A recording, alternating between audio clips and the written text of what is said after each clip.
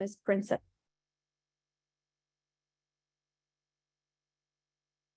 You pull up my agenda. Wow, let me see. Hey, Don. Hey, how's everybody doing? Good morning, really Doing well. well, Thank you Mr. so much. Gilmore. How are you, sir? Let's see here.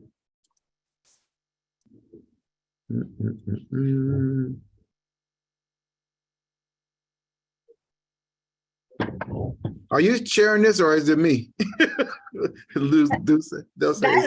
That's you, Don. I was just telling Robert we should wait for you and Princess. Princess still hasn't gotten on, but we can get started. I think we have quorum. Oh, okay. All right, let me find my agenda here. Let's see. Probably was in here.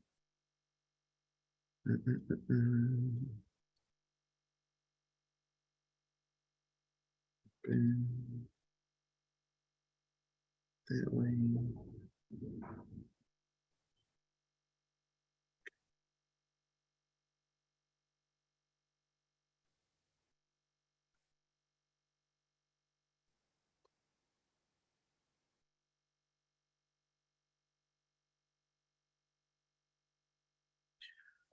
Okay.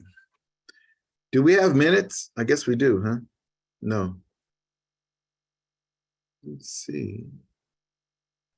Let me see. I think the only thing I saw was just the agenda. Okay, well, let's let's call into order, and we have a quorum. We are waiting on Princess, who will be shortly. So let's I think Princess is here, Don. Okay. Hi, Princess. Hey, Princess. All right, let me get a approval of the agenda and the minutes from one of the members. I motion to approve today's agenda and the minutes from our last session. Okay. Can I get a second from you, Princess?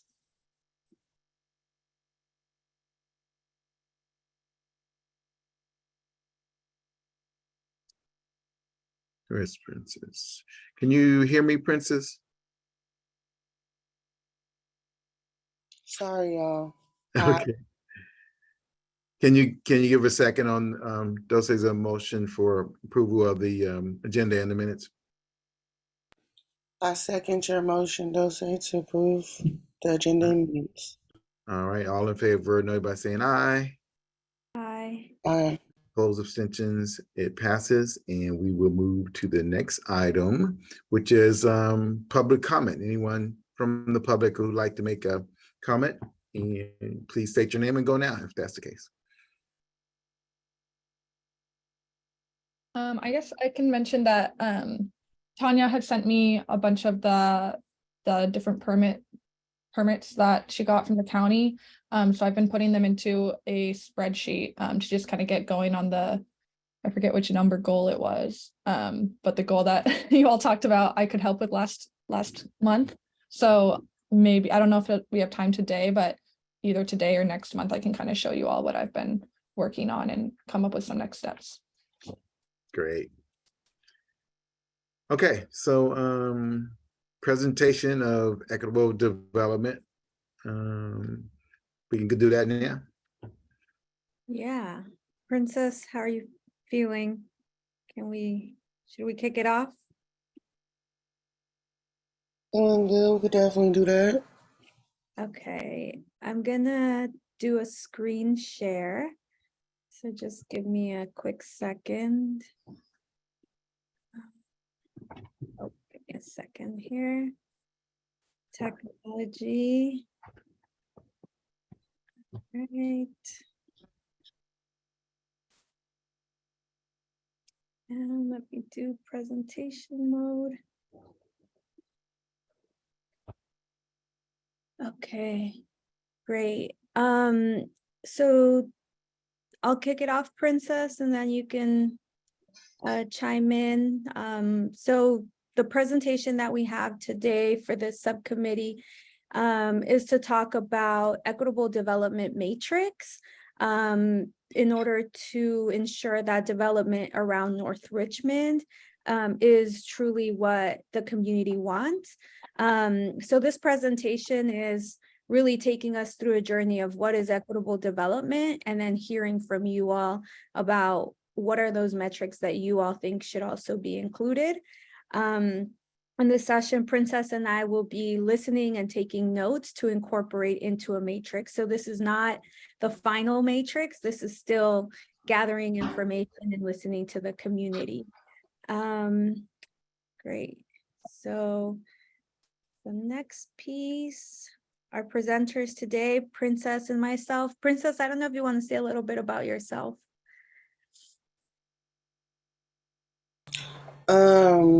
I don't know what to say. Princess Robinson, longtime Richmond native, grew up out here, and yeah, I'm excited to talk about equitable development, and I was excited to do a lot of research with Dulce, around equitable development, and we found some good stuff. So hopefully y'all like it today. And my name is Dulce. I moved to North Richmond in 2013, but I lived in the Iron Triangle since 2006. And North Richmond became my home. And I've been really invested in learning about its history. Also in the past, I've supported in creating a quality of life plan for North Richmond, and really interested in ensuring that this community doesn't suffer through the environmental or other built ways that it has been, that it's had in the past. And so really thinking about how do we as a community pave the way forward to build what North Richmond needs. All right, let's see what's next. Oh, I don't know what this is. All right, so before we get All right, go for thank it. you, Dulce. This is my slide. I know I ain't prep you on this, but this is my slide. I wanted to do a practice scenario before we even get into like this presentation, just with everybody really quickly. So before we go into going into what is equitable development definitions and like just going into what it means, I definitely wanted to do this practice scenario with everyone. I live right by the train, so y'all know I'm right here in North Richmond. Sorry, it's loud in the background. All right, so the scenario is, and this is open, let's just spend like 1 or 2 minutes on this, but the scenario is a growing food delivery business has acquired an old building in your community on a busy street, right? The question is, what do you think your community would want them to know before they start construction? And that's open to anybody. How you doing? Kylie Dennis. I think they would probably want to know how would it affect traffic and movement throughout the area. Hello, we talking now. Anybody else?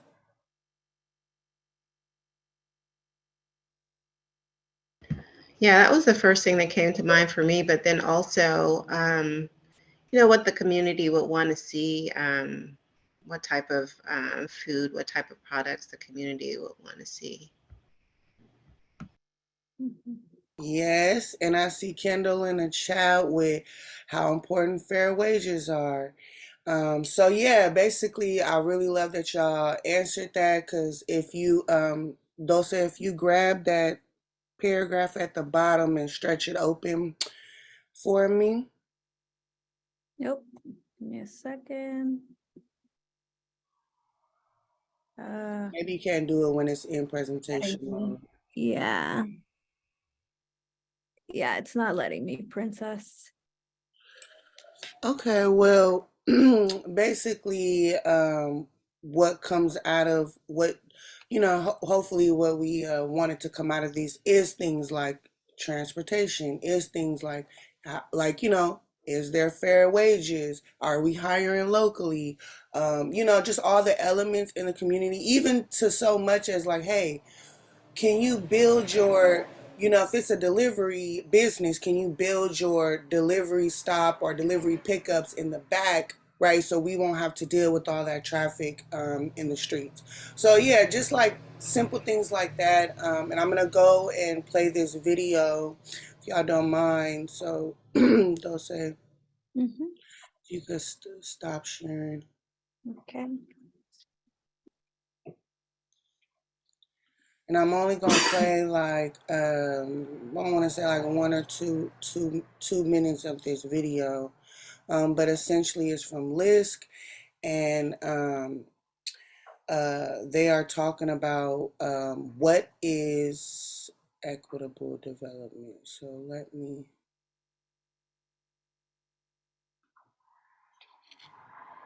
know if y'all can hear my sound. To me, equitable development is when everyone in the community has a say in the development process that occurs in that neighborhood.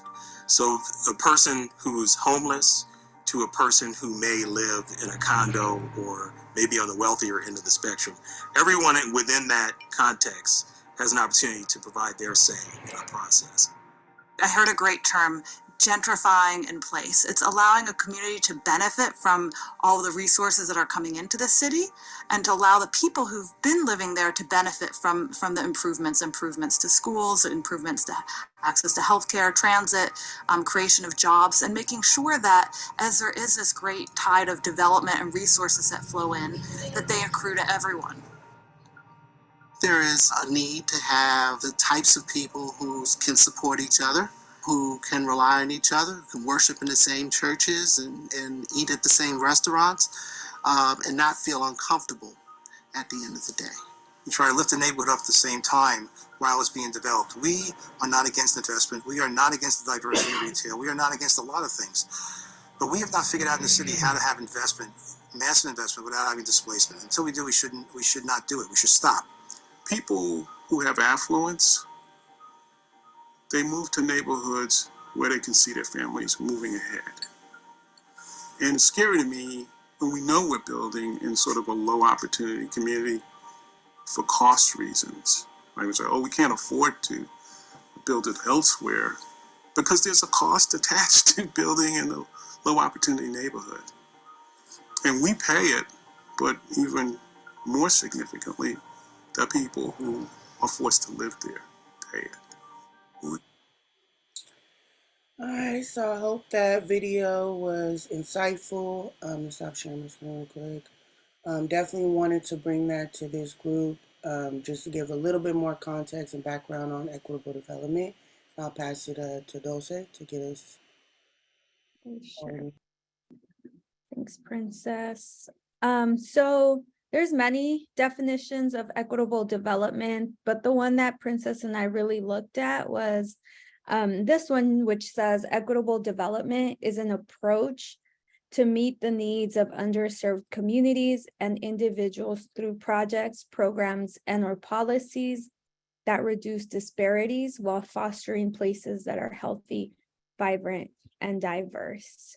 So really, equitable development is thinking about how development is created through the policies, programs, or projects in our communities, and everything that fits with the lifestyle, healthy, vibrant communities that are not extractive, that are not taking away from our people. And so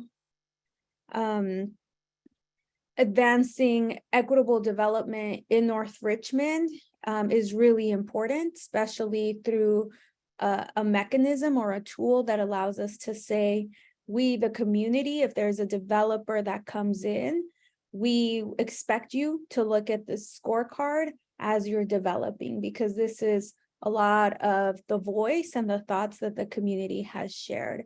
So it is our goal and our desire to build a scorecard for equitable development, economic development that benefits everyone in North Richmond, because projects always come and go in the pipeline. And it's really hard to say, where is the community input? Where is the community say? So community members, usually when they've created or they create scorecards, it's all about the visioning, proposing or developing a scorecard that usually scores a development project so that the community can approve or deny what that project is coming into the community. The process also meets the standards of the community, but also it involves planning efforts and focus. And so it's, what does the general plan say about our community? What does the law and policy in North Richmond already say? And again, it's about scoring a development project from the community's perspective, because usually governments and planners are scoring from their perspective, but this is an additional document that says this is what the community wants to see in North Richmond. And it does involve engaging our community and then evaluating what are the needs that we have. So the other piece is developers and corporations building in North Richmond should result in concrete and measurable benefits for the community, and especially local benefits defined by us. And some of these benefits usually include community engagement. So how do these companies involve the community? Transportation, do they integrate transit or livable and affordable practices in their projects? Equitable housing, is there housing that allows all income levels access to housing in the community? Land use too, are there assets or sidewalks or certain preferences that this developer could develop to also improve the quality of life for North Richmond? And equitable economic development, financial intelligence, sustaining wealth creation, and high quality job opportunities for community members. So those are some pieces when we think about equitable development. I'll pass it to you, Princess. Okay, so thank you, Dulce, for that, for your slides and really going into equitable development and our research on it. And we just wanted to open it up to the meeting today, to everyone in the meeting, and ask these 3 questions, these 3 prompt questions, and you can feel free to answer one of the following, and we'll popcorn it so that everyone here can get a chance to speak. So I will start first, and then I'll popcorn it, and I'll answer, let's see, I feel like I feel like we definitely need a scorecard for North Richmond. We need something to, I guess, assess projects when they do come in. Because in my experience, it's just been, okay, they come to the MAC, and then like we give our advice or what we say we want, like, you know, but then there's no real concrete, like something in place that says, like, you know, like, hey, we really, you know, like something that can actually hold value, I guess, because we're just an advisory committee, you know, so something that could hold value when we are assessing projects that come in. So I definitely feel like North Richmond needs a scorecard, and I definitely feel like North Richmond needs like some sort of subcommittee, like what we're doing now in this space, to actually advance the work and keep it moving forward. And I'll pass it to Latifa. Hey, good morning. I so appreciate this subject and the subcommittee. I agree, Princess, and I think what is developed here locally, it also needs to be, and I think this is mentioned also today, that this needs to be part of what happens in Martinez. So with the Planning Commission and with Supervisory Board, because I think sometimes there are things that happen in Martinez and maybe the local community is not as familiar with the meetings in Martinez. And so, you know, we may have someone come to the MAC and then and then present like a skeletal type of view of something. And then,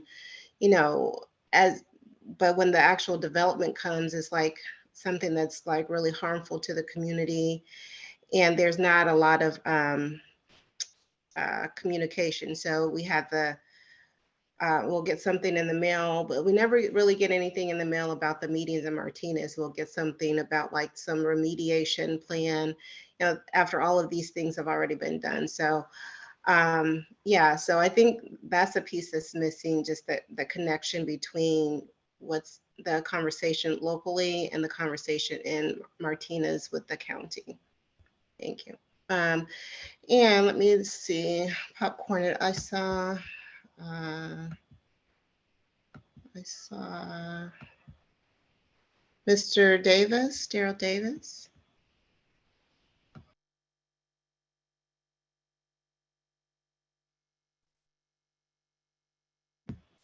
And if you're not available, go for it. Yeah, he's here. He just left. Okay. He's about- Okay.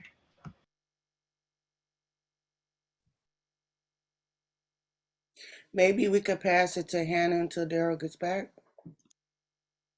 Sure. That would be fine. So yeah, I agree. This is a really cool project. I'm really glad that there will be like a scorecard that shows exactly what North Richmond residents want out of any new development. I think something that comes to mind for me that's maybe missing, but I think it's something we're all working on too, is the extent to which we can show this scorecard to existing projects in North Richmond that have already been approved or are currently in the approval process, and really being clear what the MAC can do, like in order to incentivize meeting this anything that's on the scorecard. So like maybe it is showing up in Martinez to give approval for the project if it meets all the scorecard criteria, or on the opposite side to show up to Martinez to not approve or to show that the project does not meet the needs of North Richmond. So just really being clear, if they were to meet all of the criteria, what will the MAC do for them or not? So yeah, I think, did Daryl come back? Or should we pass to someone else? Not yet. Okay. Jacob? Hey everyone, I'm mostly just listening in and really appreciate all that you're doing. And I think the one thing that I would add is like how to get like those legal and political hooks for the scorecard and make sure that like all the work that you've put into this and the research that's being done actually has like teeth, so that you can make the change that you want to see in your community. I'll pass it over to Robert, or if Daryl's ready. Thank you very much. Appreciate that. This is, I'm coming into this cold. I'm very much listening. And I really want to, I'm listening very carefully, and I'm looking at the presentation. I'm liking a lot of the work that Princess and Dulce have done, much appreciated. And I guess I would, my initial reaction is that the idea of a scorecard that really codifies what it is that community has come together in a way to define what equitable development looks like in North Richmond, according to this broad input of stakeholders and community residents.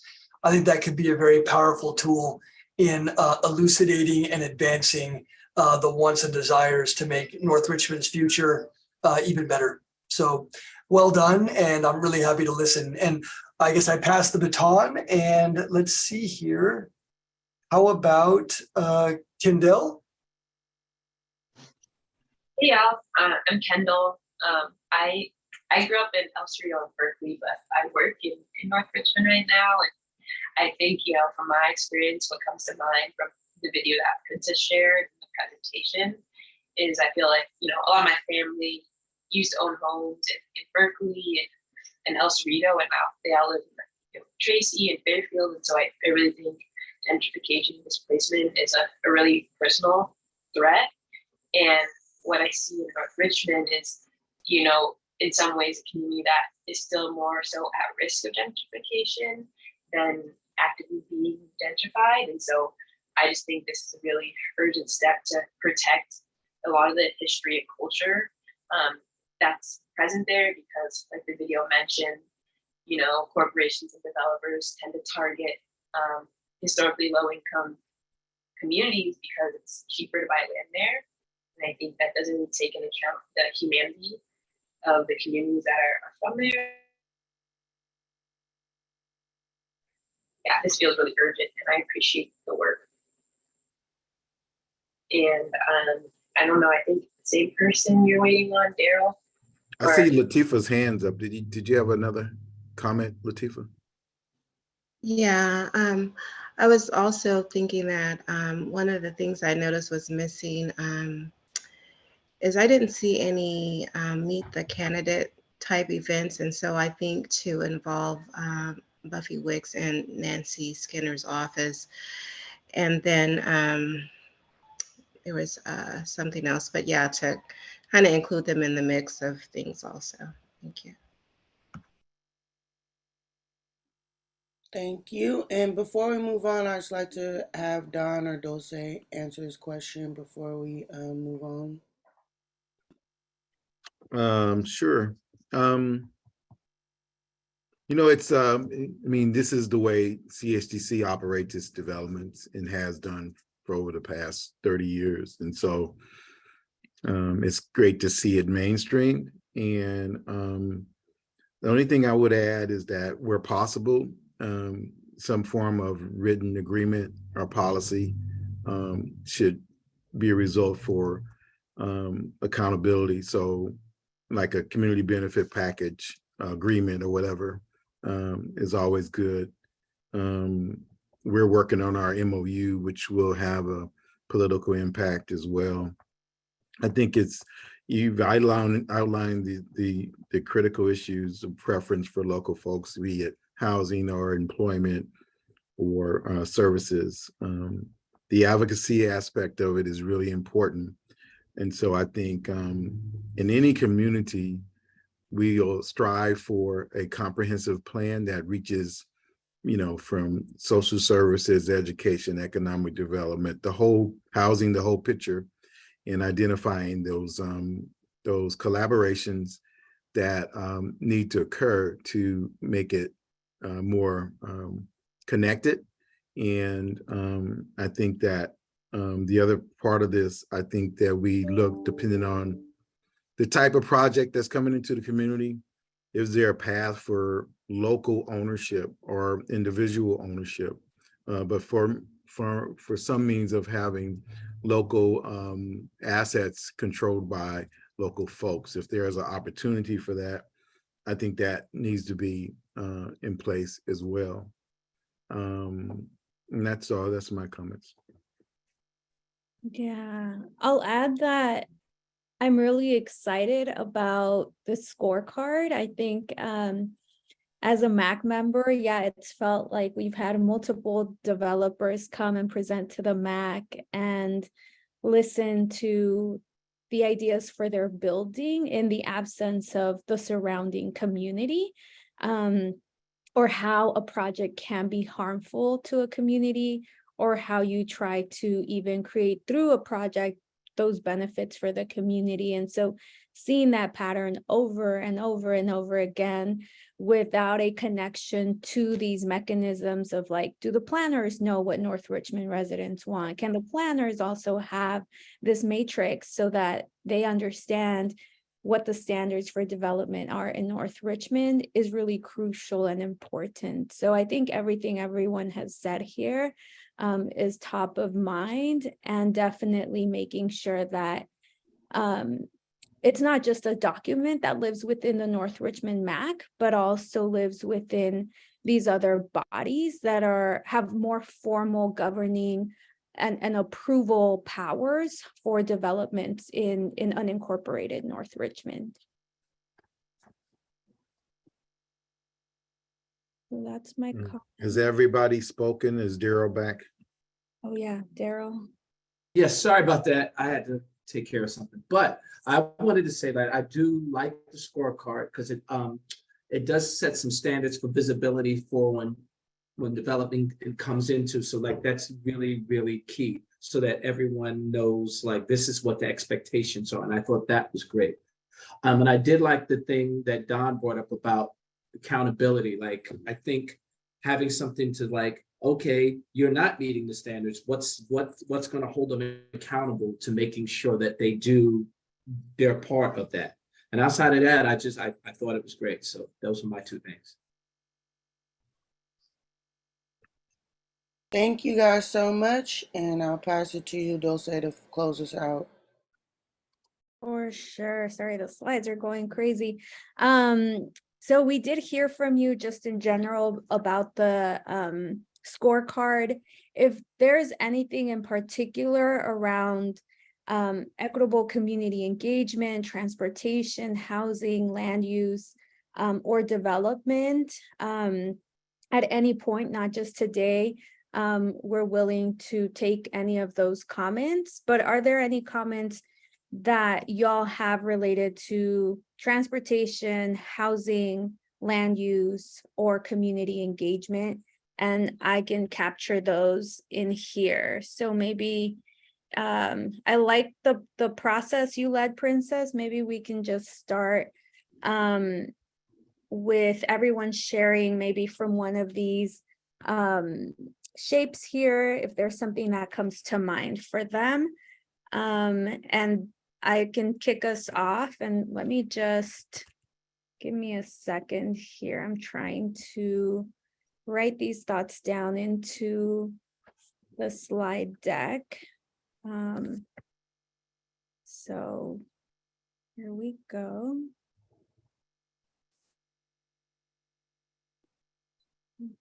Okay.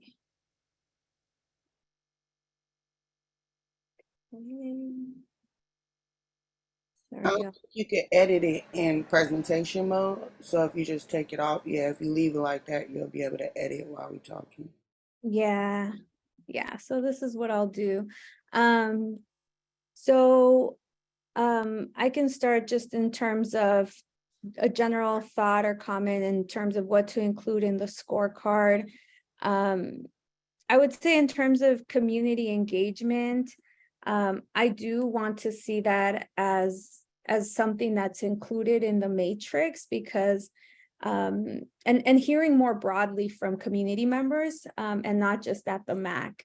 So I think there should be a threshold of number of residents that any development project should reach out to, of residents in North Richmond. So sometimes there's like 15 of us at the MAC or 20 of us at the MAC. And if it's a really popular meeting, then maybe 40 at the MAC. But is there a threshold that we want developers to also reach out to, that's not just a small percentage of people? So that's my comment. And I'll just go down the line. Don, do you want to share anything? I guess I just want to reemphasize, like you said, the outreach process, that it's inclusive, right? And go over the extra mile to make sure folks are aware. But the other point I think is that we really, and it's addressed here, but I want to just reinforce it, is the, it being in policy, in like, say, for planning. If you're going to do something, there should be some things that you must do, not just come to the MAC meeting and say, here we are. There should be some more outreach, as well as involvement where possible, but I think it could be made possible even if it's in that planning of what they're actually going to do. So before you come up to me and say, this is it, you would have had our input first. So there should be not just one meeting, or, it should be, depending on the project, it could be several meetings and doing the process at the same time, because Otherwise, it's a hit and miss, and you're not really involved in the community or have some kind of connection. You're just going through a process, and we want this to be more than a process, because if you're coming into our community, we want you to be part of supporting, and as you get benefit, the community has to get that benefit too, whatever that's defined as. And being in planning and being where they get their permits and stuff, that's the hammer where it needs to be, somewhere in policy or whatever, but that's where it needs to be.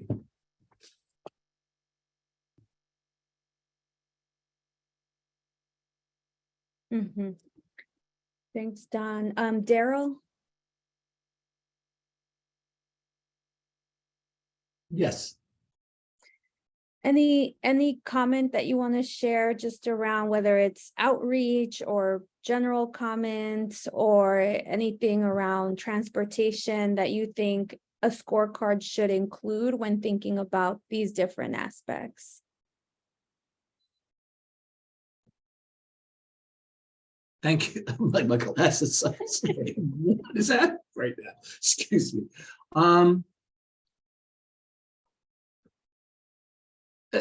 For me, the most important part is in like my role here, just making sure that the community has some say in what they want to see in each of those things. For instance, like, you know, with the development that's coming up, if we're building condos that are not affordable for people, then we're not listening to the voice of the people of the community. So I just think with every category, just to make sure that we're doing surveys, we're doing to make sure that we're going out and getting the best voice of what the people want to do. I think that to me is the key.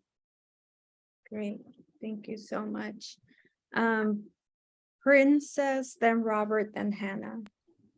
Okay.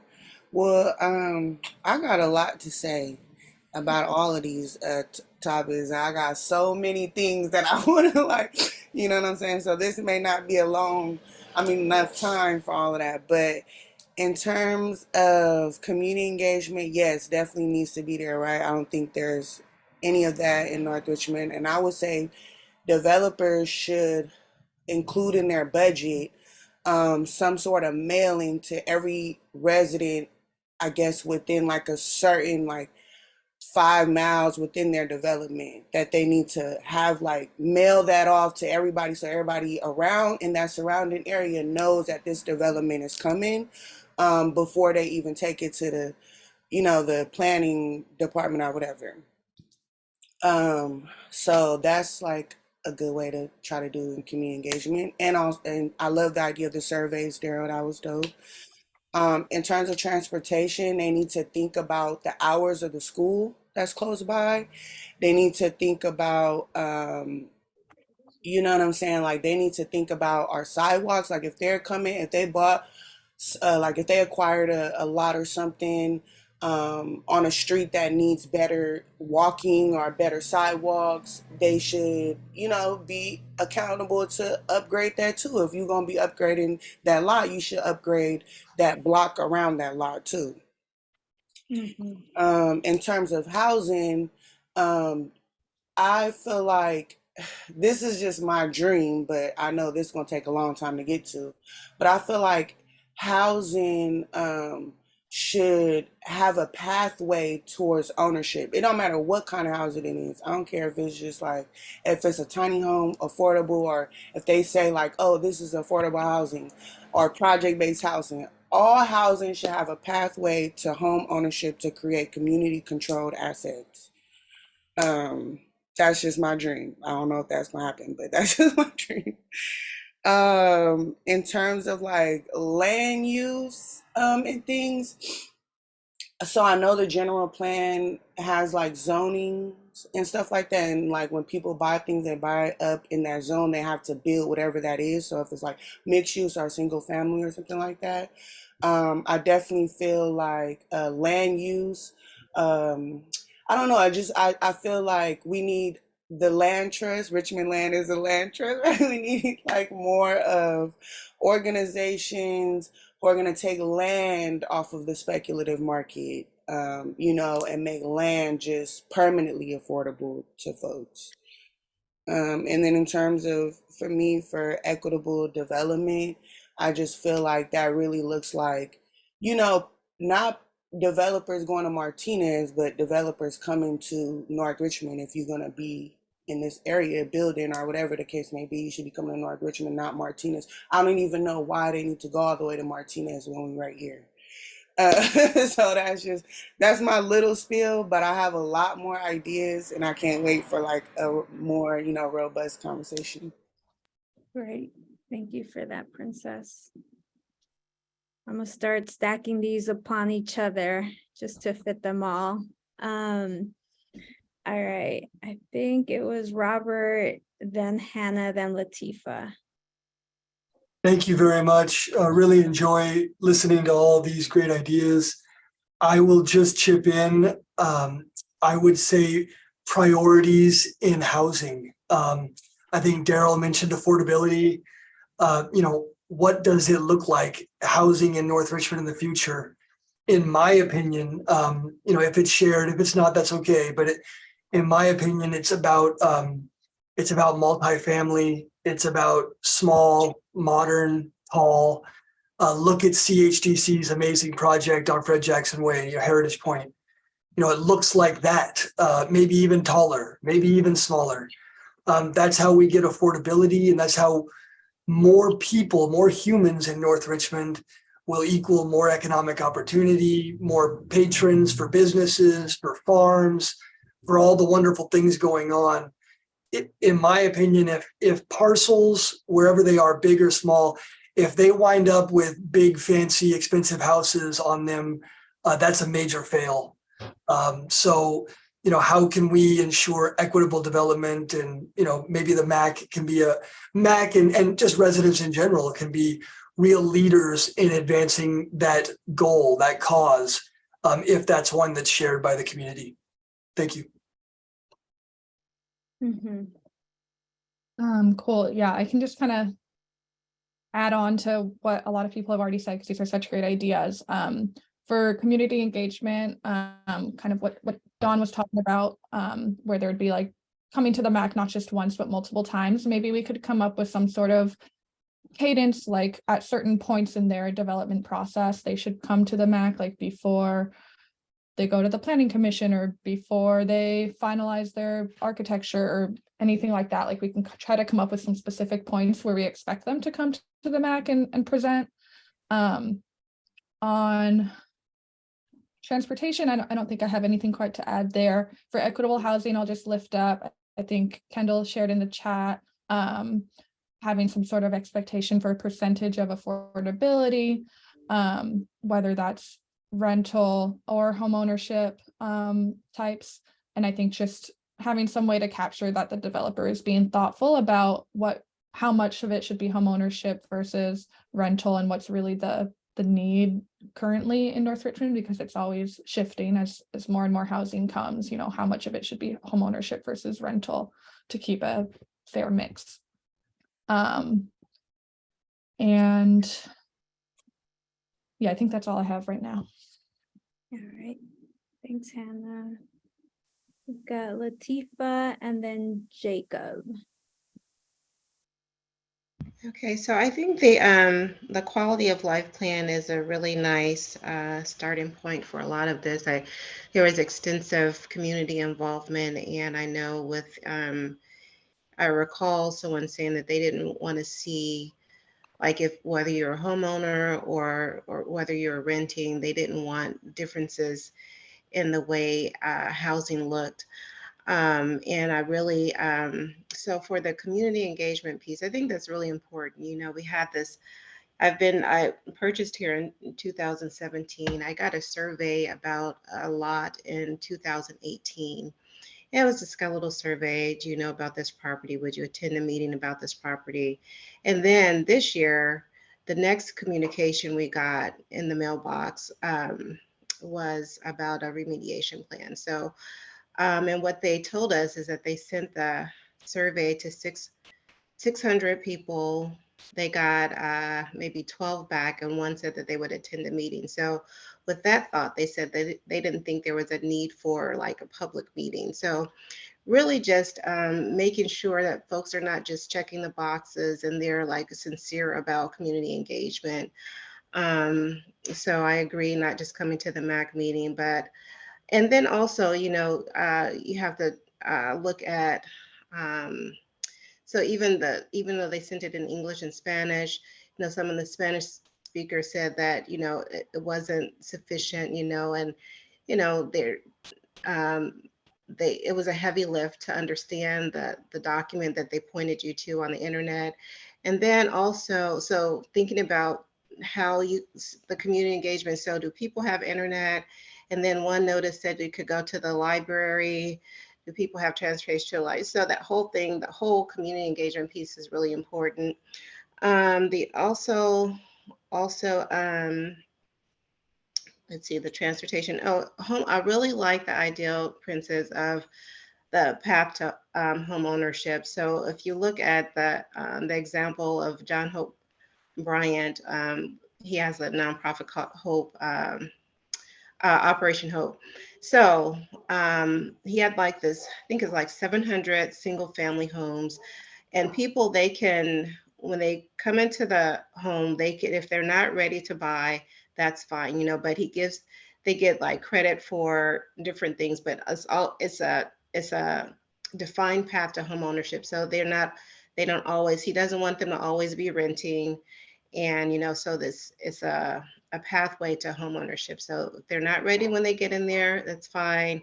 They can build up to it. So I think that's really important too. Thanks. Great. Thank you, Latifa. I think oh wait, Jacob.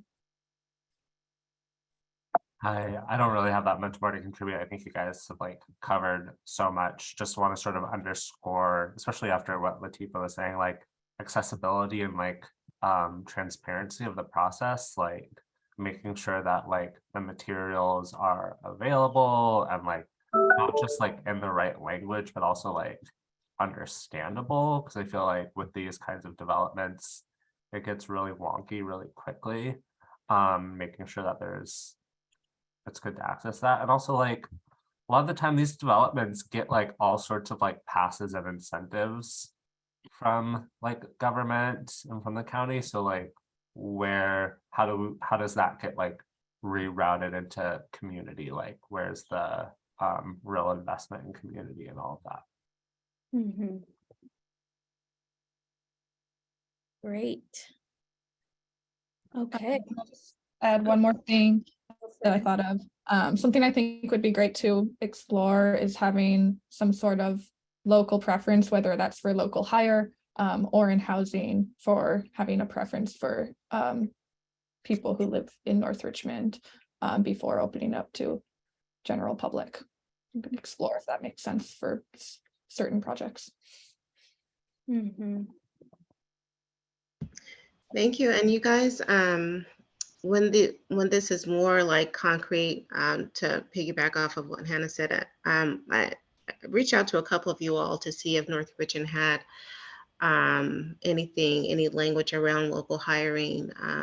So when that's in place, I'd love to have that. I'm not sure if, we're gonna, because we have the construction project at Urban Tilton. So that was the reason for my reaching out to some of you. So going forward, when you all have the concrete wording, we'd like to be able to include that language in future projects. Thank you. Definitely. Yeah, and I have a request for like some next steps or whatever. It'd be cool to actually get the assessment that CHDC uses for projects or whatever, and the assessment that the planning department already has to for projects. I know they have one. When you say assessment, you talk not feasibility or Like so you said CHDC does something similar to the scorecard for projects? well, yeah, in our development process. So yeah, we could definitely help out with what we do.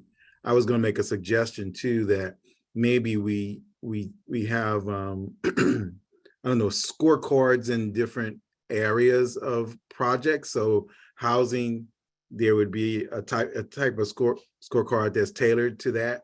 And then commercial, there's a certain scorecard tailored to that.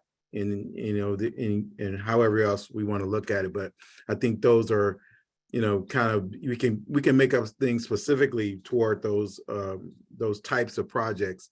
And you know, we add to them as the tweaks that are needed, but that could be, you know, your basic go-to and go from there. And a lot of the stuff that you identified, you know, some are true to both and some are unique to just their own.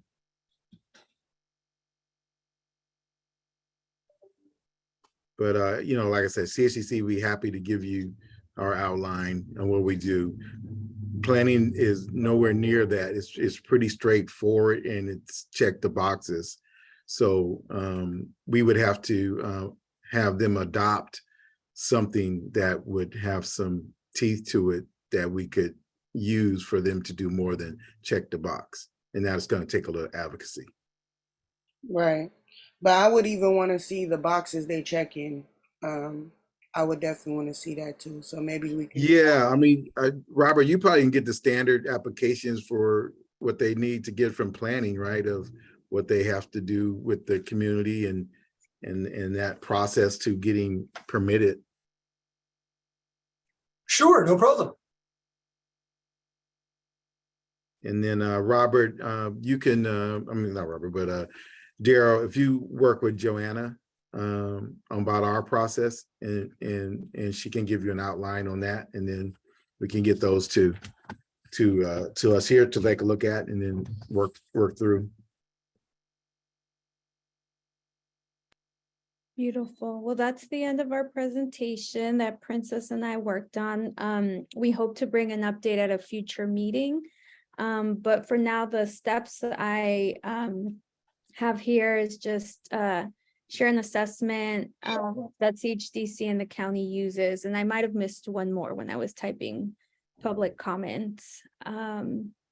And that's the end of our presentation. I think we had one more presentation. I'm not sure if 5 minutes is enough though.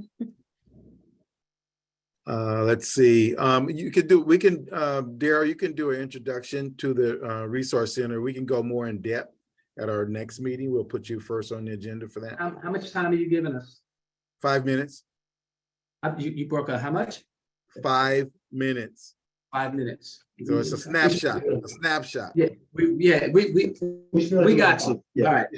Like it's like a commercial. It's like a commercial for what's coming, right? I was Thank like, you. how long? How much? Wait, oh boy. All right. All right. So here we go. So once again, I'm Daryl Davis. I am the Director of Community Building and Engagement for CHDC, and I'll let Kalu speak for himself. How you doing? Good morning, everyone. I am Kyle Dennis. I am the coordinator for the Community Resource Center. We had a soft opening for the Resource Center June 1st, 2022. Our hours of operation right now is from 9 to 2 as we develop different workshops and after schools programs. The hours will extend. The main thing that we wanted to focus on when we first opened up was employment.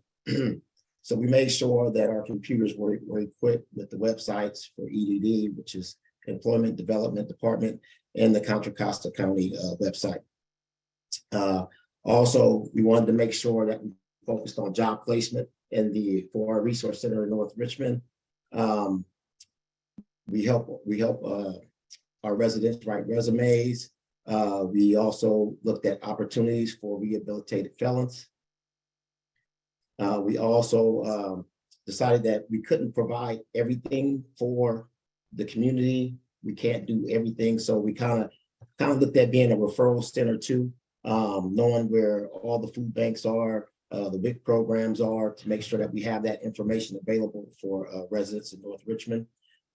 We also looked at shelters that are available because we have a lot of unhoused residents that come in, and we sit there and talk with them and try to find out what we can do to help them. So one resident I want to tell you about one story real quick.